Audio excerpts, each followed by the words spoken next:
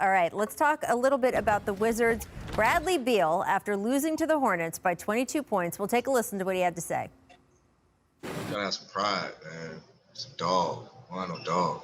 Just kind of just let teams walk over us, and that's frustrating. I mean, it's tough because we're all adults. I can't do it for guys. I can only do it for myself. All we can do is encourage the next man to be ready to go and, accept the challenge.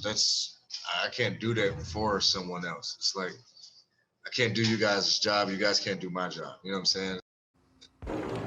I can't do that for someone else. Richard, what do you hear when you hear Beal's comments there?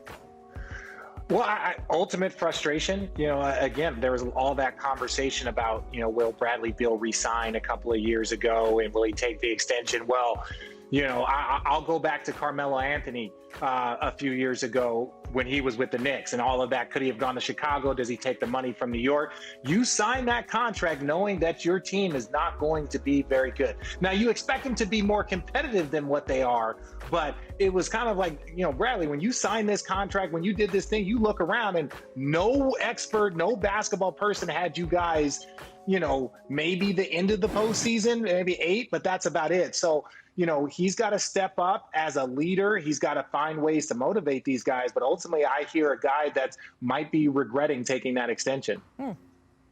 Trust me, no, he's not regretting taking that. Monetarily wise.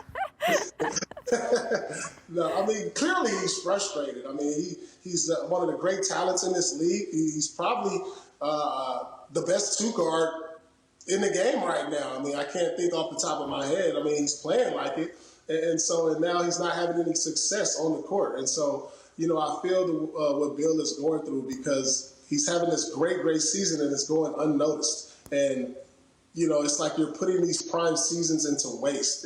And you don't want to do that as a competitor because who knows how long our primes last? Who knows how long you're going to be able to put these type of seasons and performances together? And you want to be able to do it on a bigger stage. And that's not happening in Washington, especially this year.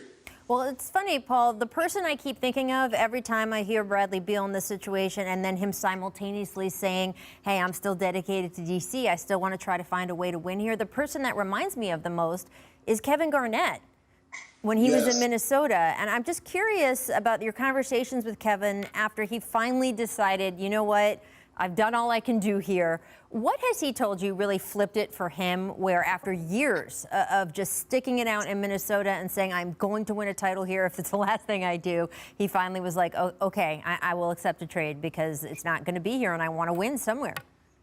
Well, I have to thank the people that's close to Kevin because, he really confided in Chauncey Billups, who's a close friend of his, who he played with in Minnesota. Tyronn Lue was a big factor on him coming to the Boston Celtics. The conversation I remember them having was like, hey, look, you get a chance to go to the Eastern Conference. Ray was already traded here. The Western Conference was already being dominated by the likes of the Lakers and Shaquille O'Neal. Nobody wanted to play in the West when Shaq was there. It was hard to get over that mountain. And I have to credit those guys. He can go to the East, play with a couple of All-Stars and give himself a chance. And so, it was the people close to him because Kevin, he's a stubborn person. And, that's one of his greatest strengths and also one of his greatest weaknesses. And that's what kept him in Minnesota so long. And then when we have our conversations over a glass of wine, he was like, I should have came in 2006 because we talked in 2006 about joining each other. And it happened just a couple years later. Who knows what would have happened? Well, we will see what Bradley Beal's friends keep telling him as we go here. Time for our League Pass game of the night real quick. The Cavaliers taking on the Suns, 9 o'clock Eastern in Phoenix. The Suns beating the Celtics on Sunday to improve their record to 13-9. That's good enough for 4th place in the Western Conference, guys. Is the Suns' success right now a blip or a trend, Richard? Are they going to stay in that top half of the bracket? Oh, I think they're going to stay there. And it's not because of their offense. It's because of, 1, Chris Paul, and 2, the defense that they play. They're a top 10 defense. They've been hovering around the top 5. So as long as, they continue playing that type of defense, they're going to be able to weather whatever storm or injuries that they might possibly. So I think that this is a real thing for the Phoenix Suns. Yeah, there's only 2 things that are going to keep them out the playoffs. Chris Paul going down for a length of time or something happening in the COVID protocols. But this team, when they're healthy, they're definitely a playoff team in my eyes. Yeah, well, one of the longest streaks not making the playoffs in the NBA. A lot of long-suffering Suns fans. I know how excited they are. It is really fun for the rest of us to watch this team nationally, too. They've got so much energy. I can't wait to see how this one turns out. Thanks for watching ESPN on YouTube. For live streaming sports and premium content, subscribe to ESPN+.